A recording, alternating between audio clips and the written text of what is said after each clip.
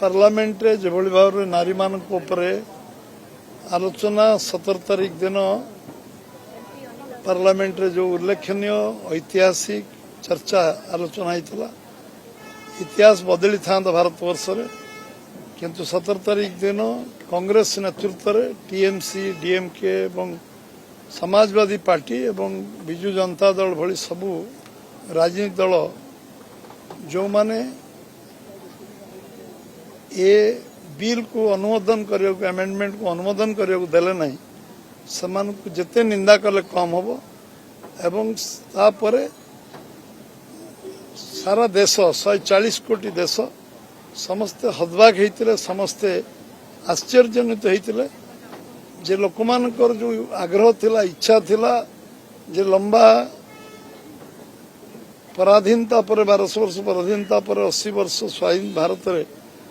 जे 40 वर्ष धरी बिल रो चर्चा आलोचना संघर्ष यात्रार अवसान घटियो किंतु दुर्भाग्यर विषय एको किछि कांग्रेस जे निराश हताश आउ जार भविष्य किछि नाही से बळी दल से विरोध कले या विरुद्ध रे निष्पत्ति निगला प्रधानमंत्री पार्लियामेंट रे उद्बोधन देले एवं जो आंतरिकता सहित से आवेदन कले जो भली विरोध दल भूमिका रहा राहुल गांधी जो भाव में नेतृत्व रे जो दल माने उत्साह मनइले सी नारी समाज प्रति उपहास करने सहित समान हबो एवं जो कारण आज आमे स्थिर कले जे आमे प्रधानमंत्री जो भाव में जाति उद्देश्य भाषण दे कहले ताकू आज सारा देश रे पार्लियामेंट रो पंचायत पर्यंत आंदोलन को नवा पाई नीतिगत भाव में निष्पत्ति नियाई आज पदयात्रा राज्यस्तरीय पदयात्रा है सांबादिक सम्मेलनी आमर राज्यस्तरीय सांबादिक सम्मेलनी जोन स्तरीय सांबादिक सम्मेलनी जिला स्तरीय सांबादिक सम्मेलनी ये कथा को तल पर्यंत नवापाई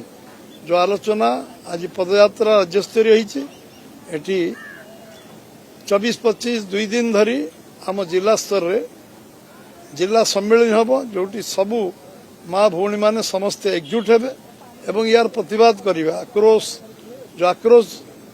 प्रकाश करिवे एवं निश्चित भाव में तापरे प्रति मंडल रे जिला परिषद जोन मानकरे एनएससी म्युनिसिपालिटी रे ये कथा को पदयात्रा माध्यम रे सबुआडे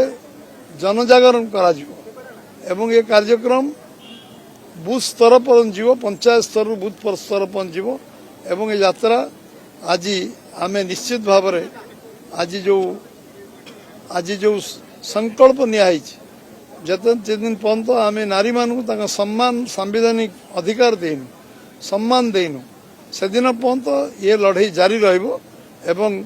एक भारतीय जनता पार्टी आंदोलन को पूर्ण मात्रा रे समर्थन करिवो एवं पूर्ण मात्रा सहयोग करिवो एवं बीजेपी रो सबु कार्यकर्ता एथिरे सहयोग करिवे एवं समाज को सारा समाज को जोड़ी